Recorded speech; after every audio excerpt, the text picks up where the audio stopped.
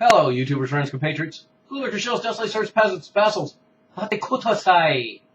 I'm the Useful Idiot, and today I want to talk about Fukushima again. And this is pretty quick on the heels of that last story about huge amounts of radioactive water flowing into the Pacific Ocean at the Fukushima nuclear reactor site. And now things are getting exponentially worse. And so a quick update is necessary. And so we have this worldwide terror alert going on, supposedly because Al-Qaeda is going to strike somewhere. But I think the real worldwide global terror alert is what's happening in Fukushima right now. So let me just get into what the most recent developments are, and then I'll tie it in with things that we've already talked about. So now we have strontium levels up 4,500% in just a few days. We have cesium levels up 1,500% in just a few days in all this groundwater that's coming up at Fukushima.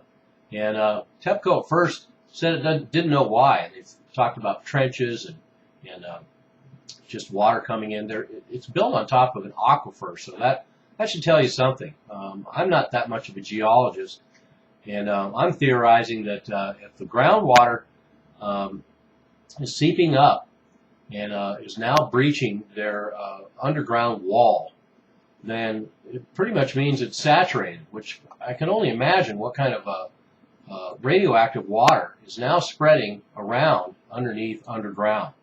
And that's just from the rudiments of geology that I know. And at a TEPCO press conference, they, quote, called the situation, quote, "the situation is bleak," unquote. And then went on to say, quote, "the discharge is beyond our control," unquote. So let's put this in perspective. TEPCO's been lying for years about just about everything, playing everything down, back to the point where even recently, TEPCO said they apologized to everyone for causing inconveniences, worries, and trouble, which is an incredible understatement.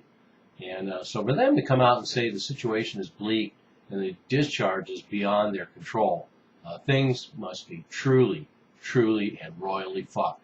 So, and they're now saying too that the flow of water could accelerate rapidly now that the barrier is breached, and that also makes sense because the reactor is on the base of a hill and right on, essentially on the beach, on the water. So it's pretty easy to see how groundwater could be collected in the hills, funneled down into this plant area, and then mixed with all the water that they're pouring on it to keep it continually cool. And it's just a completely unmanageable situation, has been from the very beginning. Now they're talking about they have 3 weeks to solve this problem, but the problem is ongoing. They don't have 3 weeks. They just threw a number out. The fact is they need to fix it right now.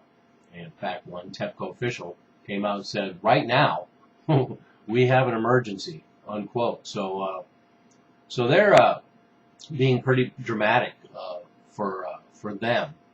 And they also acknowledge that when the groundwater surfaces, as I was just talking about, it would start flowing extremely fast. So once it breaches this underground wall, which it supposedly is doing right now, it will continue to build up speed, and exponentially it will be harder and harder to control. And one nuclear engineer, a Japanese nuclear engineer who's completely familiar with the situation, said, quote, "they should be thinking that the contamination has spread to all sorts of places and the water is flowing out," unquote. And, so that reiterates what I was suggesting earlier, that this radioactive groundwater is managing to seep into all kinds of places. And this goes on the heels of a number of other stories. Last week, TEPCO admitted that 20 to 40 million becquerels of tritium were leaked into the ocean already. And that's one of the other things that's interesting. As dramatic as this news story is, as dramatic as the last story I brought up about the groundwater first becoming a problem, fact is that radioactive water has been pouring into the ocean from Fukushima since day one. So let's make that clear. The radioactive water. So that, to me, there's even people now trying to downplay the seriousness of what's happening right at this moment. But the fact is, radioactive water has been flowing into the Pacific Ocean for a number of years now, and it's continual. And in fact, just last May in 2013, TEPCO came out publicly and said 200 tons of radioactive groundwater had already been dumped into the ocean.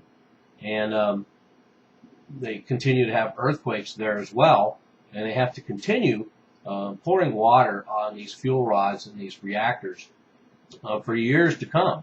So we're just getting into this situation, this problem, and we have years to come of this water. They've already got over 1,000 containers full of water from this site, but some of those are already starting to leak.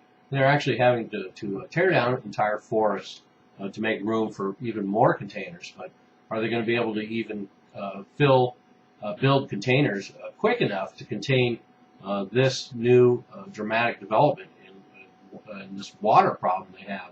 400 tons of new water pours onto the site every day. Every day, 400 tons of new water is poured onto that site. And they wonder why there's a groundwater problem. So anyway, this is probably as serious as anything I've ever talked about in these videos. And those of us who continue to watch Fukushima in spite of the Western media blackout, this is no surprise. This is just more dramatic evidence of an ongoing and continual disaster at Fukushima that has implications for everyone on this planet. So anyone that isn't paying attention to that issue is only themselves to blame and are at risk of peril. And I know for certain, I live in Seattle, Washington. We've had radioactive debris wash up on our shores. We have a spike in birth defects all up and down the west coast, including Washington State. And we've also had deformed corn and other vegetables on the western coast. There's been radioactive tuna in California.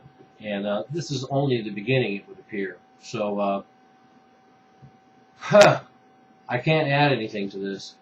It's just too devastating. I'm a useful idiot. Don't you be one too.